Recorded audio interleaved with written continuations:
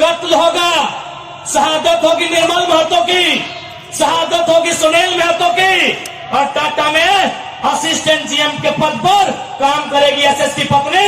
हम सवाल करेंगे, ये सवाल करने का हमको हक है। शहादत देंगे सुनील महतो। आज उनकी विधवा मां रो रही है, आर्थिक दंड स्थिति का सामना कर रही है, और एसएसपी की बीवी या फ्री फोकट में जनरल मैनेजर पद पे काम करेगी। हम इसका सवाल करेंगे। आपको जो कहना है कीजिए, आपको जो करना है कीजिए। अरे कब तक करेंगे कोल्हानवासी? कब तक करेंगे? कब तक इनकी गुलामी सहेंगे?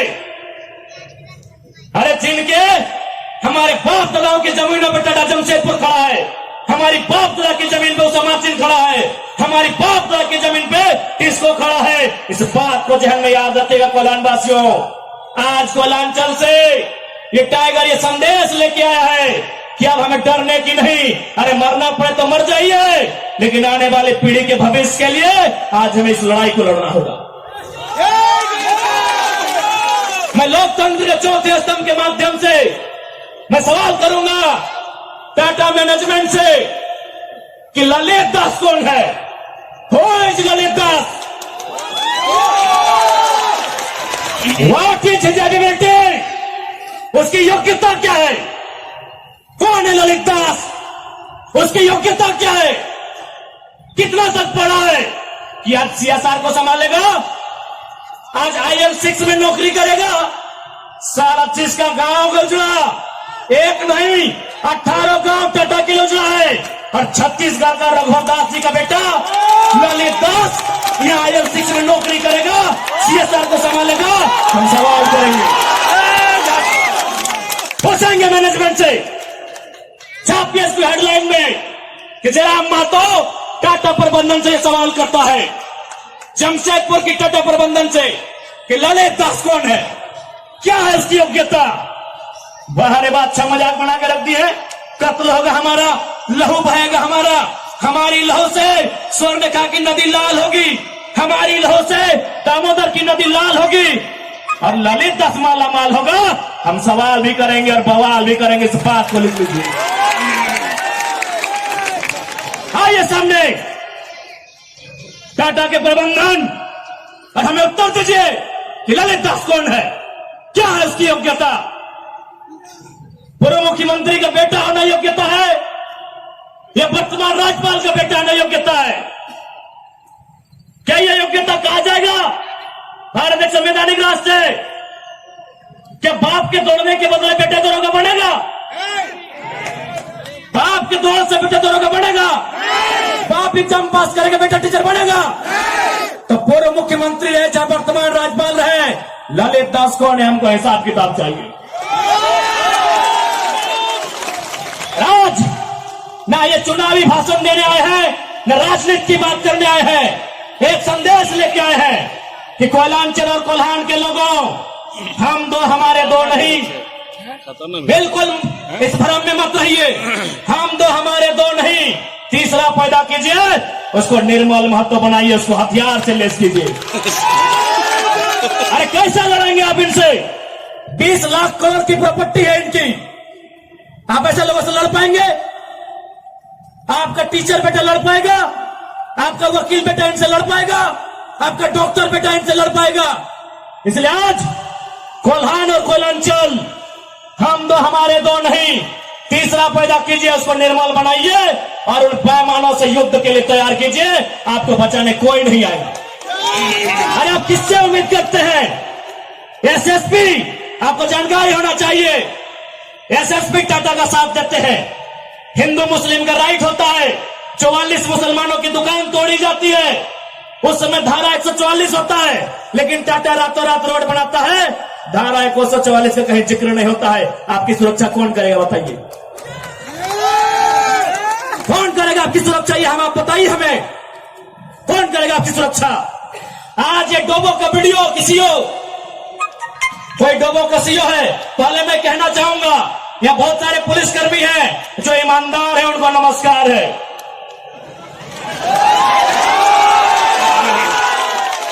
आईएएस रहे चाहे आईपीएस रहे, जो ईमानदार है उनको नमस्कार है। अगर कंपनी में भी ईमानदार लोग हैं तो ईमानदार उनको नमस्कार है। लेकिन सुनने में आया है कि टोबो का सीईओ 20,000 रुपया प्रति एकड़ अपने बाप का जमीन मोटेशन करवाने के नाम पे मांगता है। ऐसे सीईओ को जो टोबो का सुनने में आया है उसको तो हम होने में लेकर डुबा दीजिए। इस बात को हम चिन्ह ठोकते करेंगे। उसका बाप का जमीन है क्या? 20,000 नहीं, 20 पैसा नहीं मिलेगा, 20 पैसा नहीं मिलेगा। वीडियो का बाप का जमीन है, सीईओ का बाप का जमीन है क्या? लेकिन आपके बाप का दादा का ये जमीन है। ये 4,000 साल से हम ये खेती बाड़ी करते हैं, ये हमारा प्रमाण है।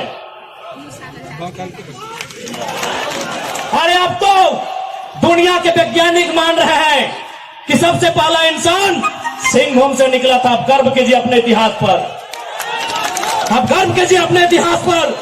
ये हम नहीं कह रहे, ये दुनिया की रिसर्च की टीम कह रही है कि जब दुनिया जल में था और जल से जो मिट्टी का कण पहले बाहर आया था वह सिंहभूम का इलाका था। ये दुनिया की रिसर्च टीम कह रही है। यानी ये जमीन हमारी है, ये भूमि हमारी है। और आज यहां हम बेगाने बन के बैठे हैं, आज यहां हम दर बदर की ठोकरें खा रहे हैं। आज हमारे यहां कत्ल किया जा रहा है और एकदम साल दर साल किया जा रहा है। 77 में, 87 में, 97 में, 7 में एकदम कंटिन्यूली हमारा कत्ल किया जा रहा है। और आज हम हाथ धर के बैठे हैं। आज हम कहना चाहेंगे, आज बिल्कुल अगर हम होते निर्मल दा के समय, यदि हम होते सुनील दा के समय, कसम से आंख से आंसू नहीं बहाते, कसम से आंख से आंसू नहीं बहाते। उनकी मौत के साथ साथ और 100 लोगों को मरने के लिए तैयार करते हैं और आंख से आंसू नहीं, उनको नदी में बहाते हैं जो उनकी मौत का कारण बने थे। हमने आंख से आंसू बहाया, हमने अनाथों जैसा अनुभव किया कि हमारे लीडर चले गए। अब रोने का समय नहीं है, अब बिलखने का समय नहीं है, इंतकाम का समय है। क्योंकि आने वाला 20 साल बाद आने वाली पीढ़ी ना वो निर्मल दा को पढ़ने का समय जुटा पाएगी, ना वो बिरसा मुंडा को पढ़ने का समय जुटा पाएगी, ना वो शेख भिखारी को पढ़ने का समय जुटा पाएगी। आने वाली पीढ़ी सवाल भी नहीं कर पाएगी। इसलिए आज आपको अपने हर एक घर से, हर एक परिवार से एक एक औलाद को, चाहे बेटा या बेटी रहे, एक एक औलाद को फौलाद बनाना होगा। ये आज मैं कोल्हान वासियों को कहना चाहूंगा।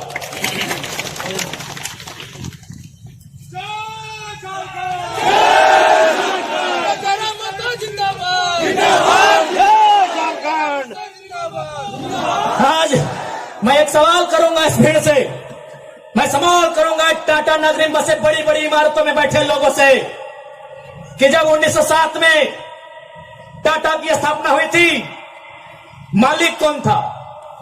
टाटा का कोई होगा? जब 1907 में टाटा की स्थापना हुई थी, मालिक कौन था? Who was the founder? Who was the owner? Tata का कोई होगा?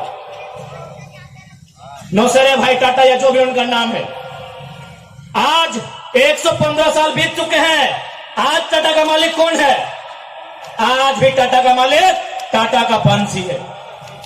100 साल पहले टाटा ने पूंजी का इन्वेस्ट किया था, आज 100 साल बाद भी टाटा का मालिक टाटा का वंशज है। लेकिन एक सवाल होगा मेरा, 100 साल पहले जिन कुर्मियों ने, जिन संथालियों ने, जिन हो ने, जिन गोड़ाई ने, जिन भीवर ने, जिन अल्पसंख्यक ने टाटा में जमीन दिया था, आज उस परिवार के पास क्या नौकरी है? आज हम सवाल करेंगे।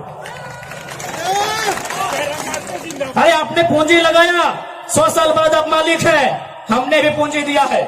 पूंजी 2 प्रकार की होती है इंपॉर्टेंट, एक जमीन, दूसरा अर्थ। अर्थ आपका, मालिक आज आप है, जमीन हमारी, हम कहां है? ये सवाल करेंगे। ये कैसा देश है जो कहते हैं ये गांधी का देश है, ये किसानों का देश है? गांधी जी कहते थे कि किसानों की आत्मा बसती है गांव में। तो आज कहां है गांव? आज कहां है किसान? केवल पूंजीवादी का हावी, आज चारों तरफ केवल कैपिटलिज्म के लोगों का दबदबा। ठीक है, हम विकास के विरोधी नहीं है। अरे हमने इंसान भी दिया है और जमींदार भी दिया है। हमने इंसान के रूप में कभी बिरसा भगवान को दिया, कभी भागीरथ मांझी, कभी तिलका मांझी को दिया, तो कभी निर्मल महतो तो कभी सुनील महतो जैसे शेर को हमने दिया। और जमीन की बात कीजिएगा तो जहां तक टाटा की नजर जाएगी वो जमीन सारी की सारी हमारी है। क्या नहीं दिया हमने विकास के नाम पे? विकास के नाम पे हमारा कत्ल हुआ, विकास के नाम पे हमारा गांव उजाड़ा गया, विकास के नाम पे हमको लूटा गया। और आज अगर हम सवाल करेंगे तो आप हमें उग्रवादी जैसे शब्दों से नवाजेंगे। तो आज ये बात जान लीजिए, भले आज ये आपका समय है क्योंकि प्रधानमंत्री आपके हैं। सही बात है, किसानों के प्रधानमंत्री नहीं है। भले आप भावनाओं में वोट देते हैं, आज फिर किसान आंदोलन कर रहा है, किसान 700 मर चुके हैं। ये किसानों के प्रधानमंत्री नहीं है। अगर ये किसानों के प्रधानमंत्री होते तो एक रूल बनाते।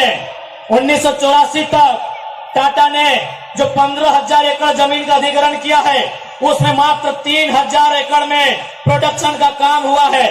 मात्र 3,000 एकड़ में कंपनी का एस्टेब्लिशमेंट किया गया है। यदि ये देश और ये वर्तमान के प्रधानमंत्री अगर किसानों के होते तो एक फरमान जारी करते कि बाकी जो आपके पास 12,000 एकड़ बचा है उसे पोल्ट्री फार्म खोलना है क्या? उसे पोल्ट्री फार्म खोलना है? जी नहीं, रियल एस्टेट को बेचना है। हमारी जमीनें टाटा डिसाइड करेंगे रियल एस्टेट को बेचना है। इसलिए अगर सच में ये किसानों के प्रधानमंत्री होते तो एक नियम बनाते, और ये नियम है भी, बकायदा न्यायालय में चर्चा हो चुका है कि यदि किसी कंपनी ने जमीन लिया है और उस जमीन पे काम नहीं हुआ है तो रैयत को वापस लौटाना चाहिए। टाटा ने 15,000 एकड़ जमीन लिया है, मानते हैं 3,000 एकड़ पर इन्होंने काम किया है, चलिए 3,000 एकड़ एक्स्ट्रा, अभी भी 10,000 एकड़ जमीन है जो इनके कब्जे में है, वो यहाँ के रैयतों को वापस मिलना चाहिए। तब मानेंगे गांधी का देश है, तब मानेंगे किसानों का देश है। आप बोलेंगे हम मान लेंगे, दीजिए 10,000 एकड़ जमीन वापस, तब मानेंगे किसानों का देश है, तब मानेंगे महात्मा गांधी का देश है। आज और तमाम जितने भी IAS, IPS मिनिस्टर, आज अगर मैं साफ कहूंगा कि संविधान की जितनी हत्या उग्रवादी आतंकवादी करते हैं उससे कहीं ज्यादा वो IAS, IPS और मिनिस्टर संविधान की हत्या करता है।